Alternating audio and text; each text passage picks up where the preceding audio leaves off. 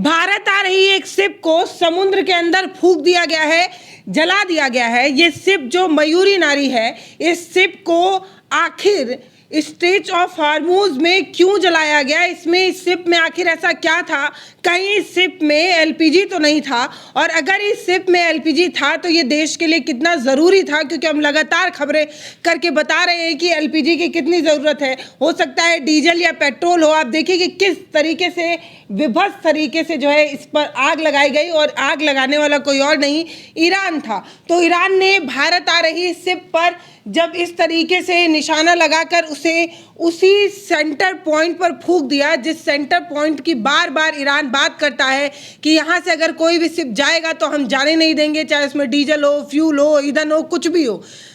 तो विजन जी बताइए, ये जो हम देख रहे हैं, जो एक बहुत बड़ी सी सुंदर सी शिप है जिसे अब बुरी तरीके से जो है वो खत्म कर दिया गया है, जला दिया गया है, इसका भारत पर क्या असर होगा? देखिए जो तस्वीर दिख रही है, ये है एक शिप मयूरी नारी, जो ये आ रही थी। मैं आपको यहाँ गूगल अर्थ पे दिखाता हूँ। ये है यूएई का खलीफा पोर्ट। ये खलीफा पोर्ट से निकल करके इसका रूट जो था वो स्ट्रेट ऑफ हॉर्मूज, ये वही स्ट्रेट ऑफ हॉर्मूज है जो ओमान और ईरान के बीच में पड़ता है, जहां पर ईरान ने पहले भी कई बार धमकी दी थी कि यहां से कोई अगर शिप गुजरेगी तो हम उसको मार गिराएंगे और जाने नहीं देंगे। ये शिप जो है यूएई से निकल करके ये गुजरात के कंडाला पोर्ट पर इसको आना था, लेकिन इस शिप को यहाँ स्ट्रेट ऑफ हॉर्मूज पर ईरान ने मार करके, यहाँ पर स्ट्रेट ऑफ हॉर्मूज ये नजर आ रहा था, यहाँ पर इस शिप को ईरान ने मार करके गिरा दिया और इसकी जिम्मेदारी भी ईरान ने ले लिया है। मतलब ईरान जिसे हम अपना दोस्त समझते हैं, उसने भी कहीं ना कहीं दगाबाजी कर दी। हाँ, और वहां पर अब इसमें देखिए ये जो शिप था जिसका नाम था मयूरी नारी,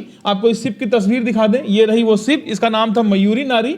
इसमें करीब 23 नाविक सवार थे। इसमें 23 कौन थे? वो भारतीय थे? हाँ, ये आपको हम बताते हैं। इसमें 23 नाविक थे, जिसमें से 20 जो है उनको रेस्क्यू कर लिया है ओमान की आर्मी ने।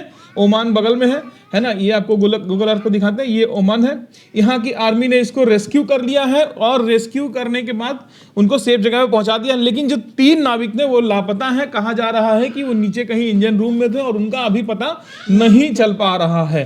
तो बहुत हद तक ये भी हो सकता है कि वो आग में जल गए हों, खत्म हो गए। अब ये भी कुछ नहीं कहा जा सकता जब तक कोई खबर नहीं आ जाती। लेकिन ये जो ईरान ने ये जिम्मेदारी ले ली है कि उसी ने इसे जो है वो फूंका है। ईरान ने ये स्ट्रेट ऑफ हॉर्मूज है, यहाँ पर जो है इसको आग लगा दी। देखिए ये जो शिप है ये एक थाई शिप थी, ये इंडियन शिप नहीं थी। ये एक थाईलैंड की शिप थी जिसका नाम था मयूरी नारी। और ये कोई देखिए क्रूड ऑयल वाली जो शिप होती है वो अलग होती है, और ये क्रूड ऑयल कैरी करने के लिए या एलपीजी एलएनजी कैरी करने वाली शिप नहीं थी।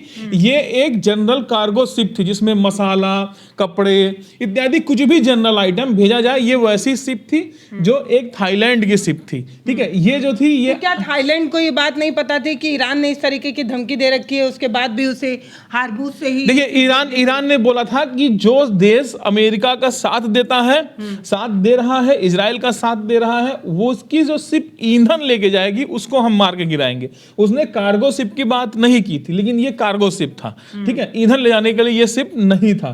तो ये थाईलैंड का शिप था। और हुआ यूं, पहले तो ना तो इसमें ईंधन था, ना एलपीजी था, ना इस तरीके की कोई चीज थी। तो ईरान ने ये कहा था कि इन सारी चीजों को जलाएंगे। हाँ। या उसने ये कहा था कि कोई भी शिप यहाँ से गुजरने नहीं देंगे? नहीं, उसने बोला था कि यहाँ से हम पेट्रोल की सप्लाई रोक देंगे। अब ईरान क्या बोल रहा है हम आपको बताते हैं। देखिए ये शिप यहाँ पर, ये यूएई में इसने अपने सामान को खाली किया। ये शिप यहाँ से खाली हो गई और खाली शिप ये इस रास्ते स्ट्रेट ऑफ हॉर्मूज होकर के यहाँ गुजरात के यहाँ कंडाला पोर्ट पर आती, और कांडला पोर्ट से यहाँ पर फिर इसमें लोडिंग होती और कहीं और इंडिया का माल जाना था वहाँ सप्लाई होती। लेकिन हुआ गया, ईरान कह रही है कि जब ये स्ट्रेट ऑफ हॉर्मूज से गुजर रही थी और ईरान फोर्सेस ने जब इसको आगाह किया कि पूछा कि कहाँ जा रहे, तो ये शिप ने कोई जवाब नहीं दिया और ये शिप चली जा रही थी। तो इसलिए ईरान फौज ने इस पर हमला कर दिया, एक मिसाइल दागी और ये जो शिप में आग लग गई।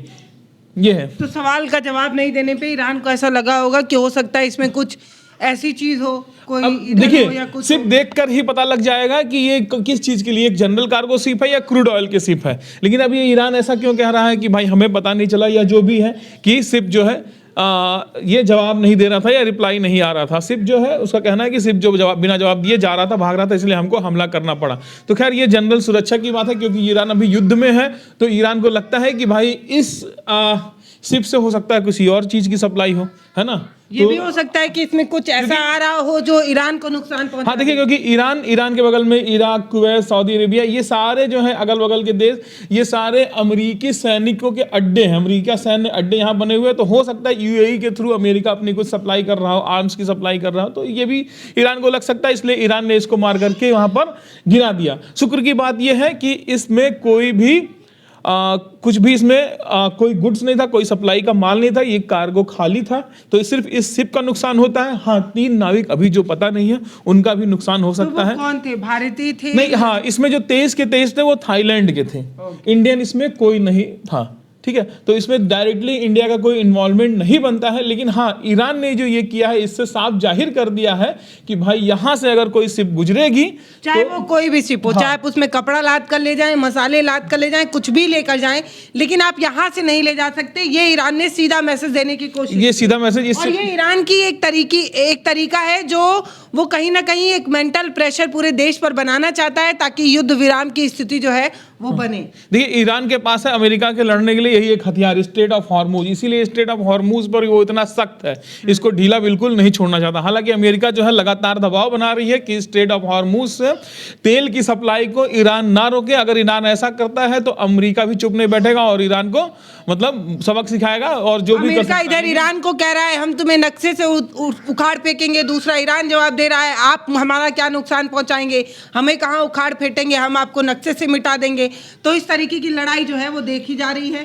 फिलहाल सबसे बड़ी तस्वीर ये है कि एक शिप जो भारत आ रही थी, जिस पर समाज लदना था, जिससे भारत का व्यापार बढ़ सकता था, वो शिप जो है वो बुरी तरीके से जला दी गई, खत्म कर दी गई। और इसकी जिम्मेदारी ईरान ने अपने कंधे पर ली और इससे सीधा मैसेज जो है ईरान ने ये देने की कोशिश की है कि हार्मूज पूरी तरीके से बंद है और यहाँ से किसी भी तरीके का कोई भी व्यापार अभी तो संभव नहीं है। ये ईरान का एक तरीका है जिससे वो पूरे देश पर दबाव बनाना चाहता है कि युद्ध विराम की स्थिति पैदा हो, क्योंकि ईरान उतना पावरफुल नहीं है कि वो अमेरिका और इन सारी चीज़ों से लड़े, लेकिन ईरान के पास तरीके हैं जिससे वो पूरे देश पर दबाव बना सकता है। भारत की कंडीशन भी कहीं ना कहीं अब दबाव की स्थिति में आ रही है, क्योंकि हमारे यहाँ भी एलपीजी और इन सारी चीज़ों की कमी हो रही है। कहा जा रहा है आगे आने वाले समय में ईंधन की भी कमी देखने को मिल सकती है।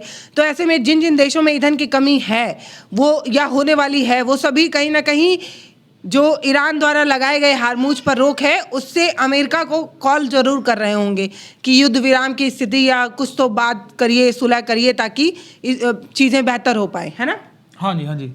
तो फिलहाल ये एक है खबर जो लेटेस्ट खबर थी, हमको लगा दर्शकों तक पहुंचाना चाहिए और दर्शकों में कोई ये पैनिक ना फैले कि हाँ पेट्रोलियम आ रहा था तो फिर इस तरीके से ये चीज़ें हुई हैं। हाँ, लेकिन इंडियन गवर्नमेंट का रिएक्शन देखना ज़रूरी होगा, क्योंकि ये सिर्फ इंडिया में आ रही थी। हालांकि बात डायरेक्टली इंडिया इसलिए नहीं इन्वॉल्व हो सकता है क्योंकि इसमें इंडिया का कोई कार्गो नहीं था, ना इंडिया के पेट्रोलियम आ रही थी, ना इंडिया के कोई इसमें नाविक थे, ना ये इंडिया का शिप था। हालांकि ये शिप जो है ये थाईलैंड का था। हाँ, एक बात जरूर है, क्योंकि इंडिया हमेशा से अंतर्राष्ट्रीय शांति का पैरवी करता रहा है और इंडिया हमेशा से पैरवी करता है कि ट्रेड जो है वो पूरे सभी देशों में समुद्री रास्ते से सुचारू चलता रहे, कोई इसमें मतलब किसी चीज़ की अड़चन या किसी को कोई डर ना हो। तो लेकिन यहाँ पर एक जनरल कार्गो को निशाना बना दिया गया है, तो इंडिया को स्टैंड लेना चाहिए। लेकिन फिलहाल अभी जो इंडिया का रुख नज़र आ रहा है कि इंडिया कहीं कुछ स्टैंड लेते हुए नज़र तो नहीं आ रहा है।